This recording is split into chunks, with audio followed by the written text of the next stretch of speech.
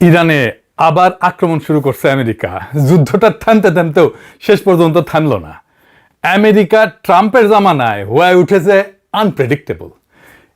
ইচ্ছে করেই করছে এটা ট্রাম্প। সে আলাপ আরেকদিন করা যাবে, কিন্তু এই যুদ্ধ নিয়ে তো আমাদের প্রেডিক্ট করতে পারতে হবে কি ঘটতে যাচ্ছে, কি হইতে পারে।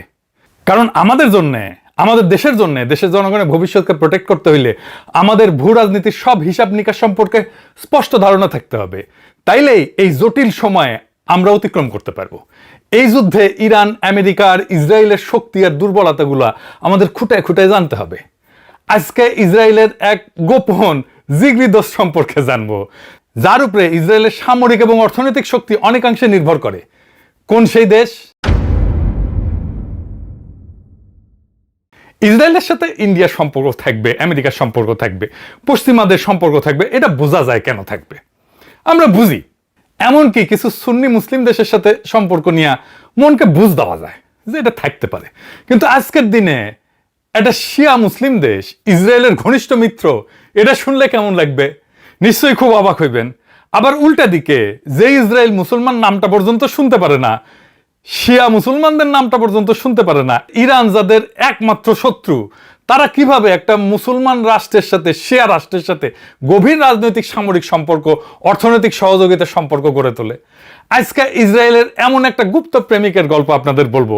এই গল্পটা মজা লাগবে তো বটেই, অনেকটা লার্নিং হবে সবার জন্য, যে রাষ্ট্র রাষ্ট্র সম্পর্কের বিষয়টা খুব সরলভাবে ব্যাখ্যা করা যায় না। রাষ্ট্র স্বার্থ বলে একটা বিষয় আছে, যা অনেক সময় ধর্মের উপরে স্থান পায়। আবার এই সম্পর্ক বদলায় যেতে পারে একটি পলকে। আসেন শুরু করি সেই আলাপ। কে সেই গুপ্ত প্রেমিক? সেই গুপ্ত প্রেমিক আজারবাইজান। ইসরায়েলের সাথে তাদের সম্পর্ক এতই গভীর যে পরস্পরের উপরে তারা এত নির্ভরশীল, অথচ এইটা নিয়ে কোনো হইচই নাই, আলাপ নাই।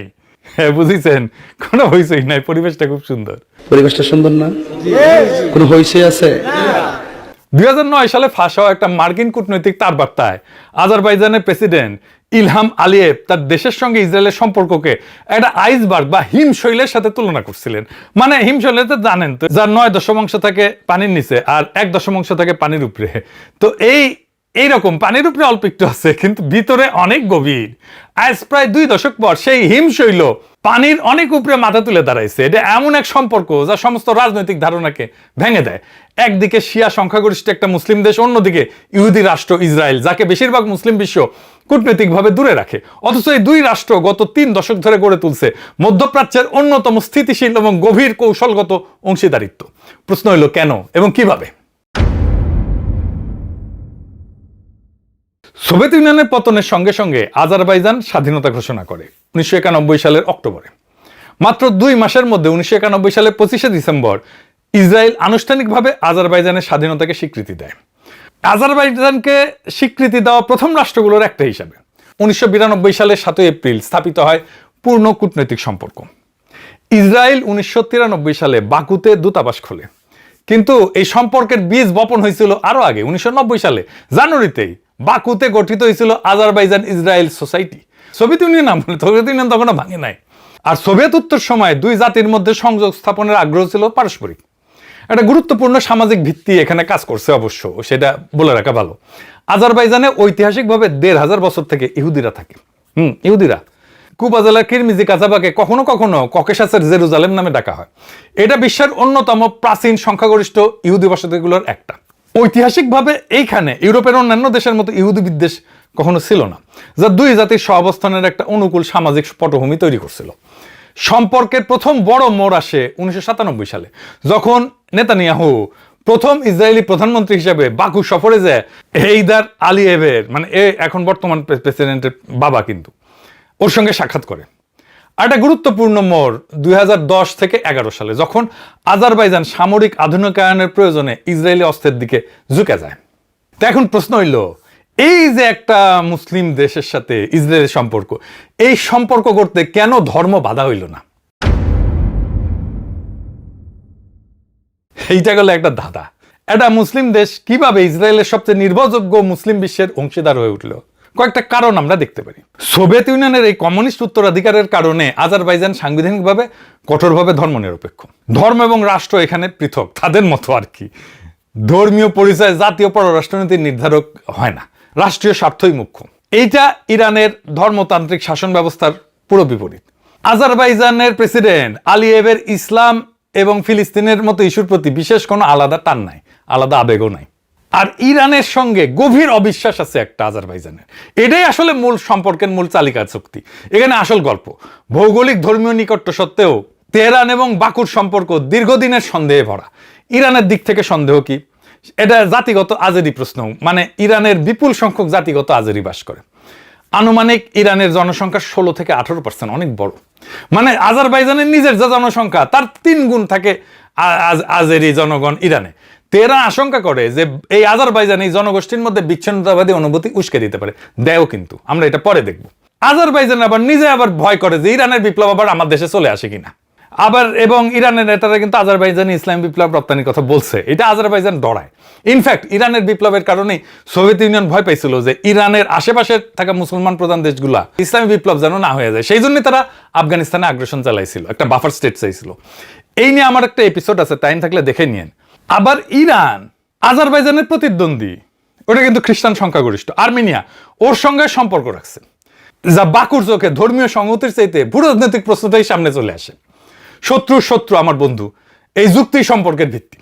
উভয় দেশ ইরানকে অভিন্ন হুমকি হিসেবে দেখে। আজারবাইজান কিন্তু অনেকের সাথে সম্পর্ক রাখে, ইসরায়েল ছাড়াও। তুরস্ক, রাশিয়া, ইউরোপিয়ান ইউনিয়ন, এমনকি ইরানের সঙ্গে কিছুটা সম্পর্ক তার আছে। এই কৌশলগত স্বাধীনতা আজারবাইজানের ভূ রাজনৈতিক মূল্য বাড়াইছে। এখন দেখা যাক এই মৈত্রীতে দুই দেশ মানে ইসরায়েল আর আজারবাইজান কিভাবে উপকৃত হয়েছে। এই সম্পর্ক, ইসরায়েল আর আজারবাইজান সম্পর্ক, এটা প্রতীকী সম্পর্ক না, এটা অত্যন্ত বস্তুগত ম্যাটেরিয়াল সম্পর্ক। এর দুইটা প্রধান স্তম্ভ, জ্বালানি আর প্রতিরক্ষা। একে প্রায়ই অস্ত্রের বিনিময়ে তেল, এনার্জি ফর আর্মস এর অংশীদারিত্ব বলা হয়। ইসরায়েল কি পায়? জ্বালানি নিরাপত্তা পায়। আজারবাইজান ইসরায়েলের অন্যতম বৃহত্তম অপরিশোধিত তেল সরবরাহকারী। ইসরায়েলের তেলের আমদানির প্রায় 40% আসে আজারবাইজান থেকে। বাকু তিবলিসি জেইহান পাইপলাইনের মাধ্যমে। এটা কিন্তু পাইপলাইন আবার তুরস্কের মধ্যে দিয়ে যায়, এটা আমরা পরে আসবো আর কি। কাজাকিস্তানের সাথে মিলে বাকু ইসরায়েলের তেলের চাহিদার 60%-এর বেশি মেটায়। ইসরায়েলে কিন্তু তেল নাই, ওটা একটা তেলহীন দেশ। এই জন্য তেল ইসরায়েলের জন্য খুবই গুরুত্বপূর্ণ। ইরানের বিরুদ্ধে গোয়েন্দা উইন্ডো হিসেবে কাজ করে আজারবাইজান। আজারবাইজানের সঙ্গে ইরানের প্রায় 765 কিলোমিটারের দীর্ঘ সীমান্ত আছে। ইসরায়েলকে ইরানে উকি দেওয়ার জন্য এক অমূল্য একটা অবস্থান দেয়। এমনকি 1990 দশকে ইসরায়েল আজারবাইজানকে ইলেকট্রনিক গোয়েন্দা স্টেশন স্থাপনে সাহায্য করছিল। ইরান বহুদিন ধরে অভিযোগ করে আসতেছে যে মোসাদ আজারবাইজানের মাটি থেকে ইরান বিরোধী গোয়েন্দা তৎপরতা চালায়। আবার আজারবাইজান ইসরায়েলের জন্য মুসলিম বিশ্বে দরজা খোলার একটা ভূমিকা রাখছে। আব্রাহাম চুক্তির আগে বাকুতেই গোপনে ইসরায়েল ইউ কূটনীতিকদের বৈঠক হয়েছিল। এটা তুরস্ক ইসরায়েল সংকটও মধ্যস্থতা করছে। গাজা যুদ্ধের পর আন্তর্জাতিক বিচ্ছিন্নতার মুখে এই মুসলিম বন্ধু ইসরায়েলের কাছে আরো মূল্যবান হয়ে উঠছে। আচ্ছা, আব্রাহাম চুক্তিটা কি মনে আছে তো? আচ্ছা, মনে না থাকলেও আর সংক্ষেপে শুনতে অসুবিধা নেই। আসেন বুঝি আব্রাহাম চুক্তিটা কি, কারণ এটা দরকার আছে বোঝার। এইটা মধ্যপ্রাচ্যের একটা গুরুত্বপূর্ণ চুক্তি যেটা আমেরিকা করছিল মধ্যপ্রাচ্যের দেশগুলোর সাথে ইসরায়েলের। 2020 সালে আমেরিকার মধ্যস্থতায় ইসরায়েল এবং কয়েকটা আরব মুসলিম দেশের মধ্যে সম্পর্ক স্বাভাবিকীকরণের একটা ধারাবাহিক চুক্তি। প্রথমে সংযুক্ত আরব আমিরাত এবং বাহরাইন সেপ্টেম্বরে 2020-এ, পরে যোগ দেয় সুদান, মরক্কো। ট্রাম্প প্রশাসনের প্রথম মেয়াদে এটা ছিল অন্যতম বড় পররাষ্ট্রনৈতিক অর্জন। এই দেশগুলো ইসরায়েলকে আনুষ্ঠানিকভাবে স্বীকৃতি দিয়ে পূর্ণ কূটনৈতিক সম্পর্ক মানে দূতাবাস, বাণিজ্য, ফ্লাইট যাওয়া, পর্যটন এই সমস্ত শুরু করে। তো এটার তাৎপর্য কি? এর আগে দশকের পর দশক ধরে আরব বিশ্বের অলিখিত অবস্থান ছিল ফিলিস্তিন সমস্যার সমাধান না হওয়া পর্যন্ত ইসরায়েলকে স্বীকৃতি দেওয়া যাবে না। মিশর সম্পর্ক করছে 1979 সালে, জর্ডান করছে 1994 সালে। কিন্তু আব্রাহাম চুক্তি ওই যে সেই ঐক্যমত যে ফিলিস্তিন প্রশ্নে যদি পাশ কাটানো হয় তাইলে সরাসরি সম্পর্ক স্বাভাবিক করা যাবে না। তো এখন এই চুক্তি বলছে যে না, এটা ছাড়াও তুমি সম্পর্ক স্বাভাবিক করতে পারো। তো কেন চুক্তির নাম আব্রাহাম? আব্রাহাম মানে ইব্রাহিম থেকে আসছে আর কি। আব্রাহাম মানে নবী ইব্রাহিম থেকে আসছে আর কি, পিস বি আপন হিম। কারণ ইহুদি, খ্রিস্টান, ইসলাম এই তিন ধর্মে তাকে অভিন্ন পিতৃপুরুষ হিসাবে মানে। উদ্দেশ্য ছিল অভিন্ন উত্তরাধিকারের প্রতীক তুলে ধরা। তবে ফিলিস্তিন কর্তৃপক্ষ এটাকে পিঠে ছুরি মারা হিসাবে দেখছে, কারণ তাদের রাষ্ট্র প্রশ্নে কোনো অগ্রগতি ছাড়াই আরব দেশগুলো ইসরায়েলের সাথে সম্পর্ক করছে। তো এই সম্পর্কে আজারবাইজান আসলে কি পায়? 1 নাম্বার, আজারবাইজান অত্যাধুনিক অস্ত্র পায়।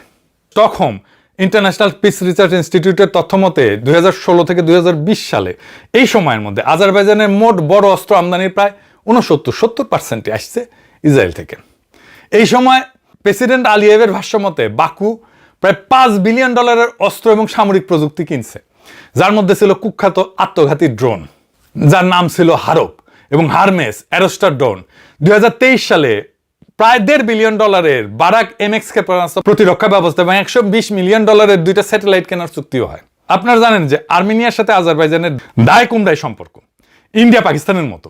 কয়েকটা যুদ্ধও কিন্তু হয়েছে। 2020 সালে দ্বিতীয় কারবাক যুদ্ধে 44 দিনের মতো ছিল। মূলত ইসরায়েল ড্রোন দিয়া আর্মেনিয়ার বিরুদ্ধে আজারবাইজান জিতা যায়। ইসরায়েল আজারবাইজানি সেনাদের প্রশিক্ষণও দেয়। আজারবাইজান তার ইসরায়েল বন্ধুত্বকে কাজে লাগাইছে, মার্কিন ইহুদি লবি এবং কংগ্রেসে প্রভাব বাড়াইছে। এক ইহুদি ধর্মীয় নেতার ভাষায় আজারবাইজান আমেরিকান ইহুদি নেতৃত্বের অন্যতম প্রিয় দেশ হয়ে উঠছে। আজারবাইজান এটা কেমনে করছিল জানেন? ঘুষ দিয়া, লবিং করিয়া। 2017 সালে ও একটা কেলেঙ্কারি ফাঁস হয়। সে কেলেঙ্কারির নাম আজারবাইজানি লন্ড্রোম্যাট কেলেঙ্কারি। কি হয়েছিল জানেন? 2012 থেকে 14 সালে বাকু $2.9 বিলিয়ন, প্রায় $3 বিলিয়ন একটা তহবিল তৈরি। 3 বিলিয়ন পশ্চিমা রাজনীতিক, সাংবাদিক, শিক্ষাবিদদের ঘুষ দিয়া আজারবাইজানকে বহু সংস্কৃতিবাদের রোল মডেল এবং ইসরায়েল ইহুদিদের বিশ্বস্ত মুসলিম বন্ধু এই হিসাবে তুলে ধরার জন্য পোডেস্টা গ্রুপকে মাসে $60,000 দিয়া আইপ্যাক এবং জেআইএনএস এর মতো ইসরায়েলপন্থী গোষ্ঠীর সঙ্গে যোগাযোগ করা হয়েছিল। এভাবে সমস্ত ন্যারেটিভ আর ভাবমূর্তি নির্মাণের রাজনীতি করা হয়েছিল। অনেকদিন ধরে ডিপলি রিলেশনে থাকার পরে বিয়ার বাদ্য বাজলো, এডিটর সাহেব বিয়ার বাদ্য বাজা। তারপরে কি হইল? দীর্ঘদিন আজারবাইজান ইসরায়েলে দূতাবাস খোলেনি, সম্পর্ক গভীর হইলেও লো প্রোফাইলে রাখা হয়েছিল। 2023 সালের 29 মার্চ এই কৌশল বদলায়। আজারবাইজান তেল আবিবের দূতাবাস উদ্বোধন করে। প্রথম শিয়া সংখ্যাগরিষ্ঠ দেশ হিসেবে ইসরায়েলে দূতাবাস ওপেন করা হচ্ছে। এরপরে এলো সবচেয়ে নাটকীয় অধ্যায়, 25 থেকে 26 সালে ইসরায়েল ইরান যুদ্ধ। 26 সালের জুনে CNN এর একটা বিস্ফোরক প্রতিবেদন দাবি করে যে ইসরায়েল ইরান যুদ্ধের সময় গোপনে আজারবাইজানে অভিজাত সামরিক এবং গোয়েন্দা ইউনিট মোতায়েন করছিল ইসরায়েল। কয়েক dozen commando Mossad agent Azerbaijan Israel সীমান্তে অবস্থান নেয়, কোনো কোনো স্থান থেকে তাবরিজ শহর থেকে মাত্র 96 কিলোমিটার দূরে। প্রাথমিকভাবে এরা উদ্ধার দল হিসেবে মোতায়েন হইলেও পরে গোয়েন্দা তথ্য সংগ্রহ, ড্রোন অভিযানে যুক্ত হয়ে যায়। IRGCর গোয়েন্দা প্রধান রহমান মোগাদ্দামকে ওই হত্যার অভিযান এখান থেকে পরিচালিত হয়েছিল। ইরান কলে অভিযোগ করছিল যে ইসরায়েলি ড্রোন আজারবাইজানের আকাশসীমা ব্যবহার করে ইরানে হামলা চালাইছে। এর মধ্যেই লাক্সিভান ছিটমহলে ড্রোন হামলা হয়, আলিয়েভ ইরানকে দায়ী করে। 2023 সালে আবার তেহরানে আজারবাইজান এমবাসিতে হামলা হয়েছিল। আবার আজারবাইজান ইরানি আজেরিদেরকে টাকা পয়সা দেয় যেন তারা বিচ্ছিন্নতাবাদী আন্দোলন করে। মানে এই দুই শিয়া দেশ একে অন্যের সাথে লো স্কেলে সংঘাতে জড়ায় পড়তেছে। এখন প্রশ্ন হইতেছে, এই সম্পর্ক কি টিকবে? মানে ইসরায়েল আর আজারবাইজান। আর এই সম্পর্কের বিরুদ্ধে বিরোধিতাও হাসিনার আমলের মতোই, মানে আজারবাইজানের মধ্যে বিরোধিতা। আজারবাইজানের ভেতরে ইসলামপন্থী নিষিদ্ধ ঘোষিত Islamic party of Azerbaijan IPA, তারা সবসময় ঐক্যের বিরুদ্ধে প্রতিবাদ করে। হাসিনা আমলে জামাতকে নিষিদ্ধ করার মতো করে নিষিদ্ধ করে দিয়েছে কিন্তু IPA কে আলিয়েভের সরকার। 2011 সাল থেকে এই দলটার নেতা মবসুম সামাদাভ গ্রেপ্তার হয়ে কিন্তু জেলে আছে। হাসিনা হইলে ফাঁসি দিয়ে দিত। আজারবাইজানে তীব্র দমনের পীড়ন চলে কিন্তু বিরোধী দলের মতের উপরে। হাসিনার মতো এই ধর্মবাদী দলগুলোর প্রতিবাদকে সন্ত্রাস বিরোধিতার অজুহাত দিয়া ধর্মীয় বিরোধী কণ্ঠস্বরকে স্তব্ধ করে দেওয়ার কাজে ব্যবহার করে। এই ইসলামপন্থী দলগুলোর আবার ইরান সাহায্য করে। হাসিনার মতোই ইসরায়েলের নজরদারির টেকনোলজি পেগাসাস স্পাইওয়ার কিনছে কিন্তু আজারবাইজান। এই দিয়ে আজারবাইজান সরকার স্থানীয় অ্যাক্টিভিস্ট সাংবাদিকদের উপরে নজরদারি চালায়। এর মধ্যে আবার আছে তুরস্ক ফ্যাক্টর। তুরস্কের কারণে এই সুখের সংসারে ডিভোর্স আসন্ন বইলা অনেকে মনে করতেছেন। এডিটর সাহেব, সানাইয়ের করুণ সুর হবে। আসেন এবার একটু বুঝে দেখি এটা কেমনে ভেঙে যেতে পারে। আজারবাইজানের অবস্থা হয়েছে শ্যাম রাখি না কুল রাখি।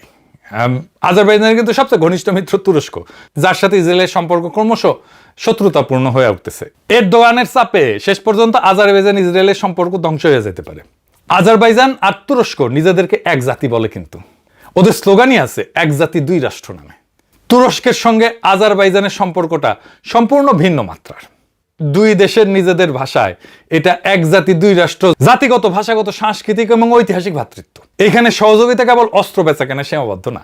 2020 সালের কারবাক যুদ্ধে তুরস্ক শুধু অস্ত্র দেয়নি, সরাসরি সামরিক প্রশিক্ষণ দিছে, রাজনৈতিক পলিটিক্যাল কভার দিছে, কূটনৈতিক সাহায্য করছে, এমনকি যোদ্ধা সরবরাহেও যুক্ত ছিল। আর সবচেয়ে বড় কথা, দুই দেশের মধ্যে একটা আনুষ্ঠানিক প্রতিরক্ষা জোট আছে 2021 সালে সুসা ঘোষণা বলে, যেখানে একে অন্যকে রক্ষার অঙ্গীকার আছে। ইসরায়েলের সঙ্গে এরকম কোনো জোট নাই কিন্তু আজারবাইজানের। আজারবাইজান এখন শ্যাম রাখি না কুল রাখি দশা হয়েছে, তার কিছু কিছু সাইন দেখা যাইতেছে। কিন্তু ইসরায়েল তার নিজের একজন নাগরিককে রক্ষা করতে পারেনি আজারবাইজানের হাত থেকে। আসেন ওই গল্পটা দেখে, ওটা বুঝে দেখা দরকার। অনেকে হয়তো জানে না, ছোট গল্প এগুলো সাইড লাইনের গল্প, কিন্তু এটা জানা দরকার। আলেকজান্ডার লাপশিন, ইসরায়েলি রুশ এই ব্লগার, পৃথিবীর নানা দেশে ঘুরে বেড়ায় আর কি, লেখালেখি করে, ভিডিও টিডিও তোলে, ছবি টবি তোলে। 2011 থেকে 12 সালে ও 2বার গেছিল এমন একটা জায়গায় যা আজারবাইজানের কাছে ছিল নিষিদ্ধ, নাগরেনো কারবাখে, আর্মেনীয়দের নিয়ন্ত্রিত বিতর্কিত অঞ্চল। আজারবাইজানের অনুমতি ছাড়া ঢোকা মানে আজারবাইজানের চোখে এটা অপরাধ। লাপশিন সম্মত ভাবছিল যে আরে এমন কি, কিন্তু আজারবাইজান ভোলেনি। 2016 সালের ডিসেম্বরে লাপশিন যখন বেলারুশে ছিল, তখন আজারবাইজান বেলারুশকে অনুরোধ করে যে তাকে যেন গ্রেপ্তার করা হয়।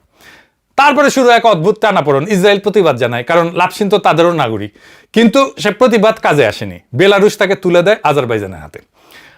আজারবাইজানের আদালত 3 বছরের কারাদণ্ড দেয়। তারপরে সব ঘটে একটা ভয়ঙ্কর ঘটনা, কারাগারের ভেতরে লাপশিনের উপরে হামলা হয়, বাংলাদেশের মতো ঘটনা আর কি। তাকে সংকটজনক অবস্থায় হাসপাতালে নিতে হয়, মারাই যেত প্রায়, বাইসে উঠছে কোনো মতে। বছর 5 পরে 2021 সালে ইউরোপীয় মানবাধিকার আদালত রায় দেয় যে আজারবাইজান লাপশিনকে বেআইনিভাবে আটক করছিল, নির্যাতন করছিল, জেলের মধ্যে হামলা করছিল, এমনকি তাকে হত্যার চেষ্টা করছিল। আবার গাজায় 7 অক্টোবর 2023 ইসরায়েলের অব্যাহত বোমাবর্ষণের পরে আজারবাইজান কঠিন অবস্থানে পড়ে। প্রকাশ্যে ইসরায়েলের নিন্দা না করলেও আলিয়েভকে বলতে হয়েছে গাজার ট্র্যাজেডি বন্ধ হওয়া উচিত।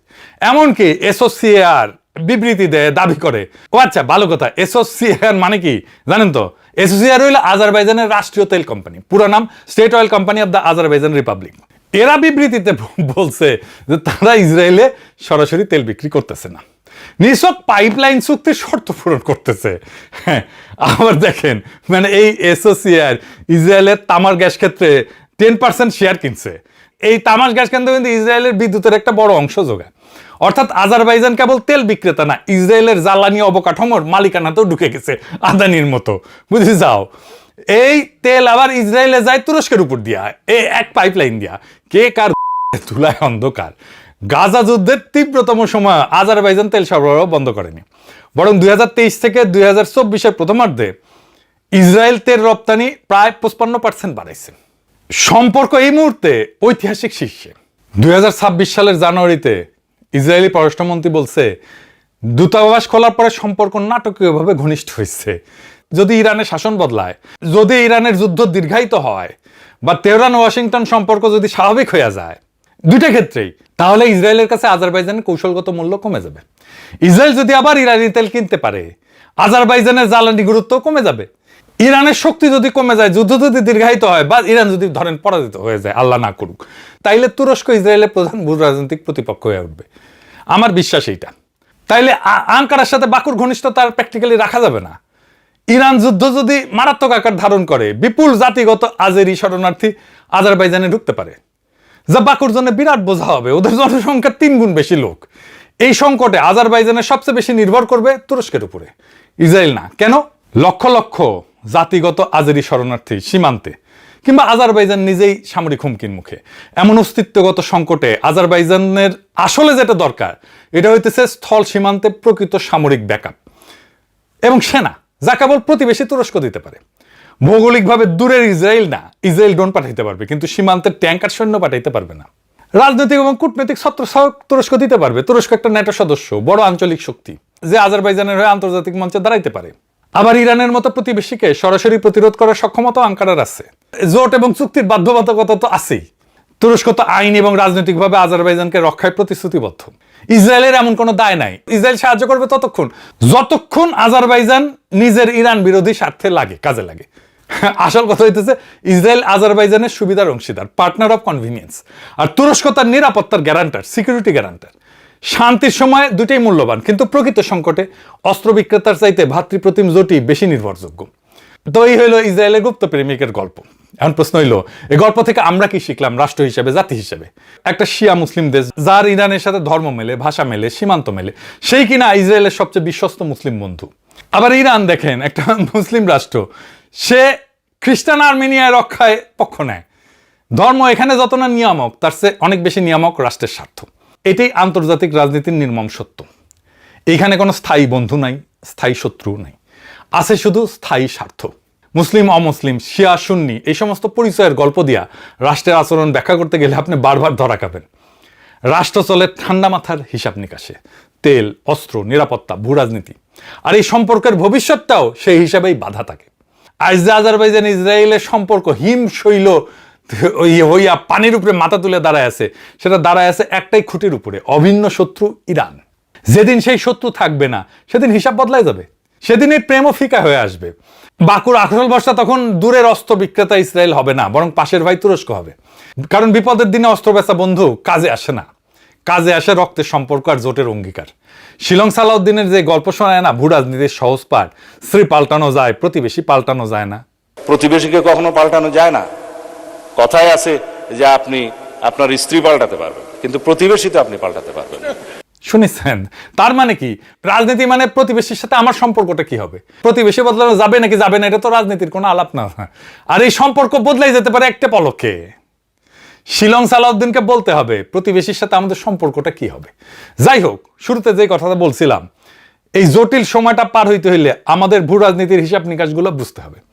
ইরান, আমেরিকা, ইসরায়েল, এদের শক্তি কোথায়, দুর্বলতা কোথায়, কে কার উপরে নির্ভরশীল, পরিস্থিতি বদলাইলে সেই সম্পর্কগুলো কিভাবে পুনর্বিন্যাস হবে, এইগুলা খুঁটায় খুঁটায় জানলেই কেবল আমরা নিজেদের দেশের মানুষের ভবিষ্যৎটা রক্ষা করতে পারবো। সেটাই আমাদের গন্তব্য।